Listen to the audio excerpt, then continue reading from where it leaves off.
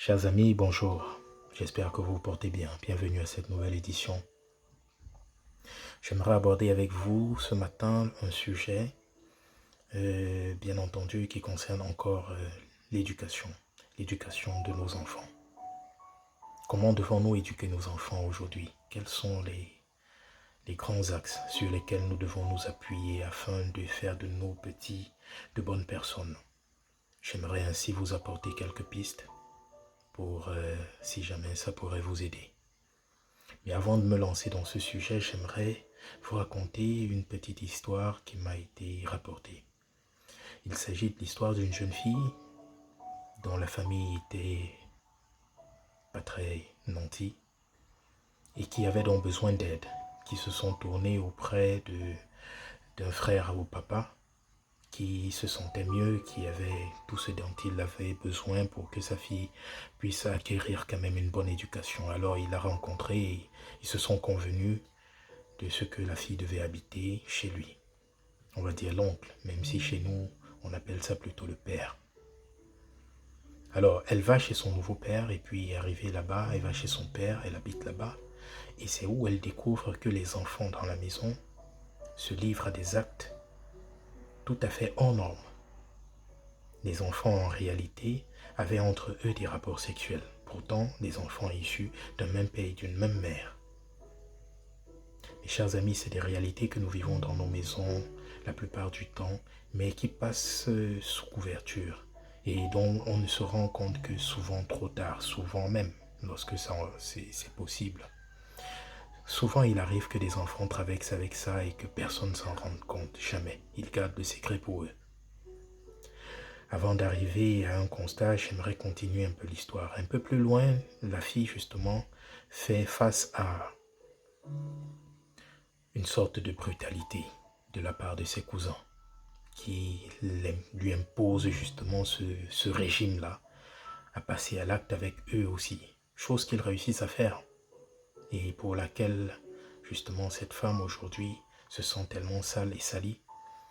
Mais au moment où elle raconte l'histoire, heureusement pour elle, elle est en couple avec son mari à qui elle a raconté ça et il l'a pris positivement, il l'a aidé progressivement à passer au-delà de cela et aujourd'hui ils vivent heureux et ont des enfants. Alors dans cette maison, des choses terribles se sont passées et c'était à mettre sous le compte de qui, d'après vous? Les parents étaient négligents, les enfants n'ont pas reçu les prérequis, n'ont pas été prémunis pour ne jamais tomber dans ce piège de la vie. Jamais. Le papa et la maman sont passés carrément à côté de leur éducation, envers leurs filles et envers leurs garçons. D'où justement l'importance de ce thème d'aujourd'hui parce que j'aimerais aborder avec vous comment est-ce que normalement nous devrions éduquer nos enfants. Par qui est-ce que ça doit passer? Qui doit éduquer qui? Il est bon, mes chers frères, que nous pensions à rentrer à l'orthodoxie. Par le passé, nos parents n'avaient pas autant de difficultés à éduquer leurs enfants. Les enfants n'avaient pas autant de problèmes qu'ils n'ont aujourd'hui. Ce genre de situation n'était pas vraiment monnaie courante et c'était et c'était vraiment battu à la base, c'était brisé dès le berceau. Parce que une fois qu'on se rendait compte que cette déviance-là se développait dans une famille, immédiatement il y avait un mécanisme de répression, de dissuasion qui était mis en place.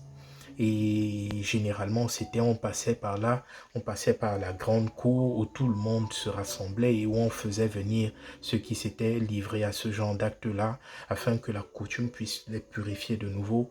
Il y avait des rituels qu'on faisait, ils étaient obligés de passer par la souillure, par l'humiliation, la honte.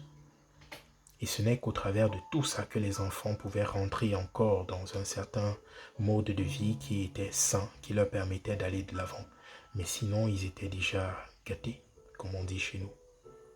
C'est ce qui s'est passé pour notre sœur. Malheureusement, les parents n'ont pas su parce que les cousins et autres ont usé de ce qui est l'arme fatale de ces gens qui se livrent à ça, c'est-à-dire l'intimidation, la brimade, les menaces de mort carrément. Alors aujourd'hui, on se pose bien la question pour sortir de là et entrer dans notre thème. Comment est-ce que nous devons éduquer nos garçons, nos filles? Qui doit s'en occuper? Qui doit prendre sur lui la charge de le faire? Nous avons beaucoup de familles monoparentales et c'est un problème, c'est très dangereux. À ce niveau-là, c'est très compliqué. Lorsque c'est l'homme qui se retrouve seul avec les enfants, ce n'est pas impossible. C'est possible qu'il puisse s'en sortir à cette éducation, mais ce sera difficile et généralement pour y arriver, puisqu'il y a enfant-fille et enfant-garçon à sa charge, il devra aussi s'appuyer sur des tantes pour ce qui concernera sa fille.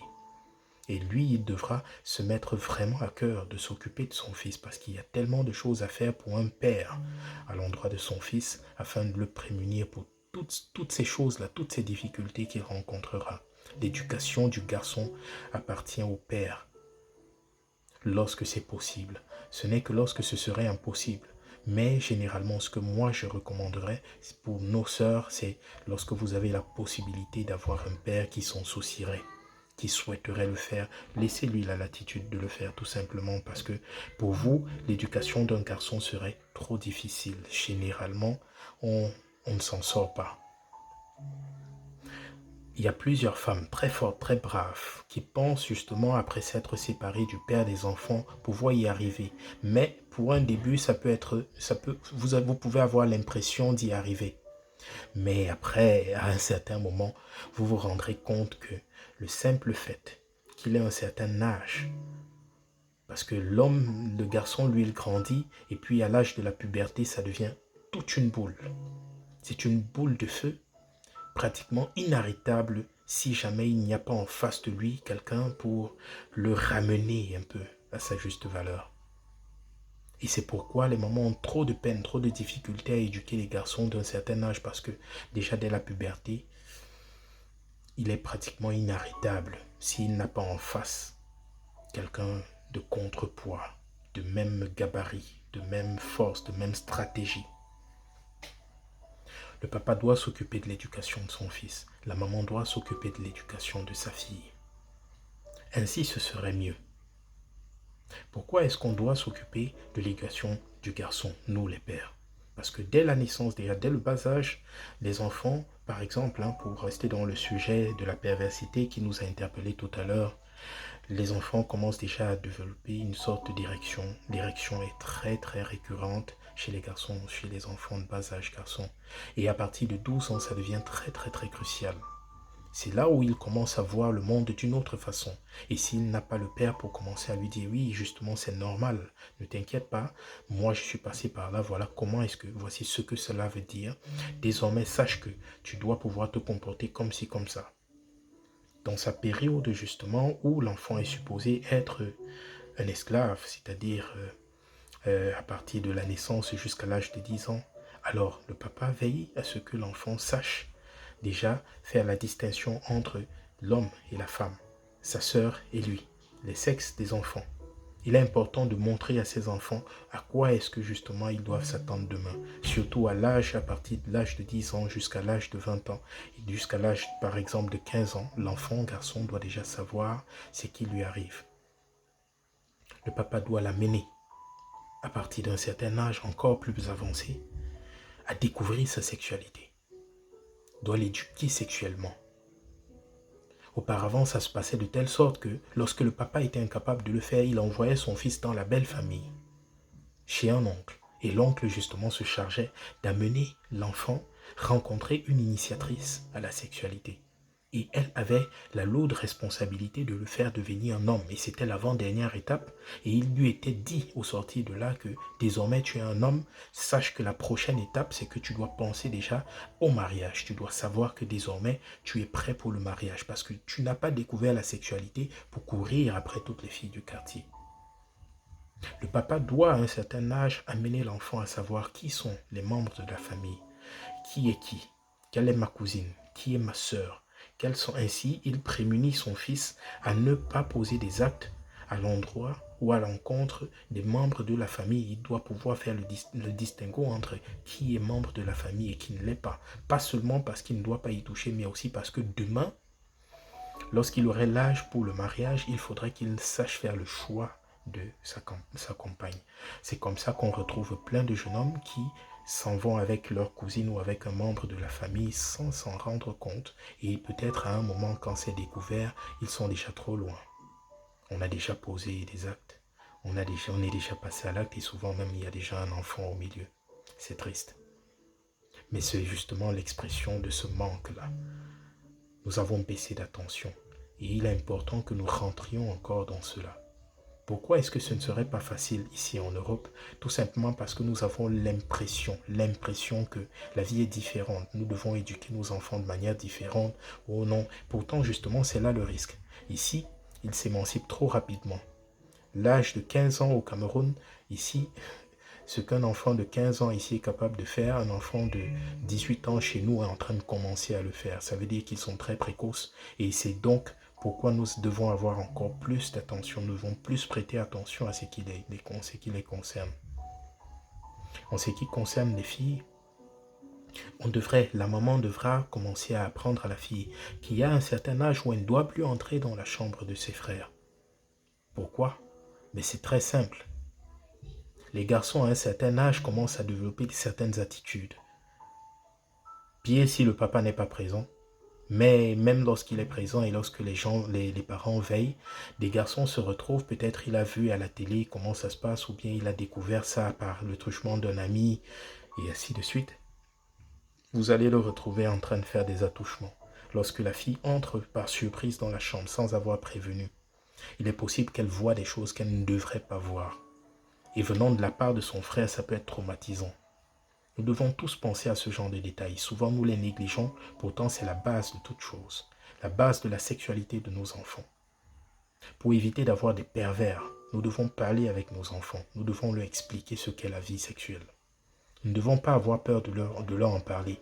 Les parents, on trouve ça encore tabou de parler de sexualité avec leurs enfants. Pourtant, c'est ça le grand danger. Lorsque vous ne parlez pas de sexualité à vos enfants, vous les exposez justement à ce que quelqu'un, une personne extérieure, leur en parle avec ses expressions à lui, qui peut-être seraient surdosées ou alors ne correspondraient pas à ce que vous-même vous sentez selon la nature de votre enfant, qu'il serait apte à consommer ou alors à transformer ou alors à appréhender facilement.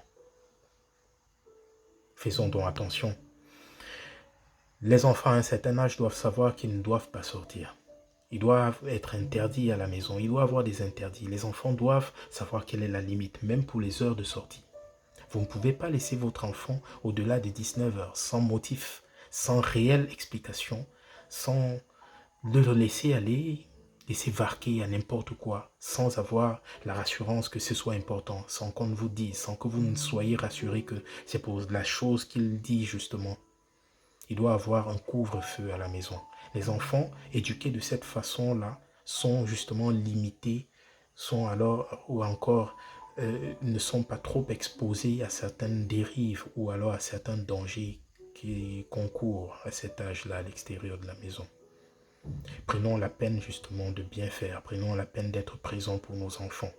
Et surtout, comme je le dis souvent, prenons la peine de nous rassurer. Lorsque nous voulons nous mettre avec quelqu'un, rassurons-nous toujours que nous voulons vraiment aller de l'avant, avoir des enfants, créer une famille, parce que de là justement, de là est déterminée l'éducation ou alors la stabilité ou encore le bien-être de nos enfants. Voulons-nous des enfants qui justement seraient amenés à être pervers ou à poser des actes répréhensibles, ou alors espérons-nous, lorsque nous nous mettons ensemble, d'aller loin et de penser ensemble une stratégie, avoir une vision de vie commune que nous allons adopter et mettre en pratique pour nos enfants, afin de leur éviter, de les prémunir pour la vie, pour l'avenir. Avons-nous vraiment besoin que nos enfants deviennent des pervers ou encore des adeptes de toutes les dérives que nous connaissons aujourd'hui, surtout dans le monde occidental et encore de mieux en mieux, de plus en plus chez nous en Afrique, parce que ce qui se passe avec Facebook et la télévision, le satellite est tout à fait extraordinaire. Les enfants copient, les enfants adoptent, les enfants se laissent aller désormais à des pratiques qui auparavant n'étaient pas si répandues que ça. Prenons la peine, chers parents, prenons la peine de d'être encore plus présent pour nos enfants. Dans le cadre d'une autre vidéo, nous pourrons revenir en profondeur sur certains détails qui pourraient m'avoir échappé aujourd'hui. Alors je vous souhaite une bonne dégustation de cette vidéo et disons-nous à plus tard. N'oubliez pas, les enfants sont les parents de demain. Si nous ne les prédisposons pas à mieux faire, nous les exposons justement plutôt au contraire à devenir des personnes trop dangereuses et nocives pour la société. Nous n'aurons pas fait notre part, nous n'aurons pas apporté notre pierre à l'édifice. Pourtant, c'est ce à quoi nous sommes justement prédisposés. Nous ne faisons pas des enfants pour des amusements, nous faisons des enfants en principe. Nous sommes supposés faire des enfants parce que nous voulons apporter notre part, nous voulons participer au bien-être ou alors au bon devenir de notre société en général. Ça passe par de bonnes personnes bien éduquées, des personnes qui soient stables, bien prêtes à justement n'apporter que du positif à notre environnement, à notre société tout entière. Merci chers parents, je vous souhaite tout le bon courage, je vous souhaite surtout beaucoup d'attention. Je vous souhaite surtout d'amener vos enfants, surtout les filles, à pouvoir vous dire, à pouvoir vous expliquer lorsqu'il y aurait un problème. Si vous n'êtes pas prête de votre fille, si vous n'êtes pas prête de votre garçon, parce qu'eux aussi sont souvent victimes, mais davantage les filles, si la maman n'a pas suffisamment établi cette barrière de sécurité, cette barrière de confiance avec sa fille, le moindre oncle, le moindre cousin, le moindre passant qui lui ferait des attouchements, verrait justement celle-ci rentrer dans sa coquille à vie. Alors elle n'aura pas la force ou la capacité d'en parler avec, à commencer par sa mère ou encore avec des filles autres à côté, parce que à cause d'une menace qui serait passée, elle se sentirait diminuée et affaiblie. Elle ne pourrait pas dire ce qui s'est passé et trouver ainsi la solution auprès des autres.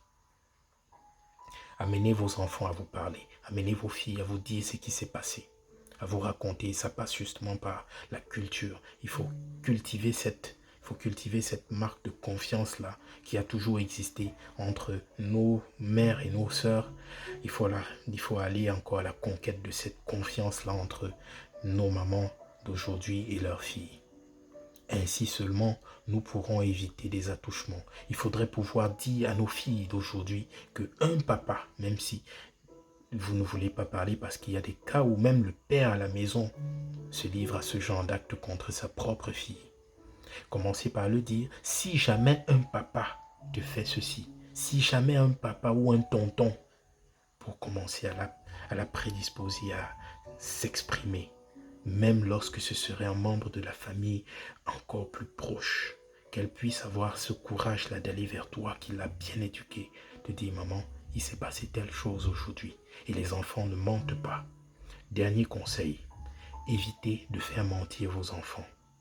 Si vous apprenez à vos enfants à mentir, alors même le passant pourra être à même de détourner votre enfant qui ne vous dira plus la vérité parce que vous l'avez ainsi initié. N'amenez jamais vos enfants à vous mentir. N'amenez jamais vos enfants à mentir à un autre.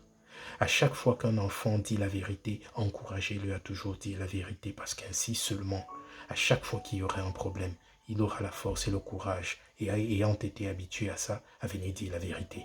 Et là, vous saurez que votre enfant, à qui vous n'avez jamais appris à mentir, vous a dit la vérité. Vous ne douterez point. Vous saurez que comme d'habitude, c'est la vérité. Bon courage à tous.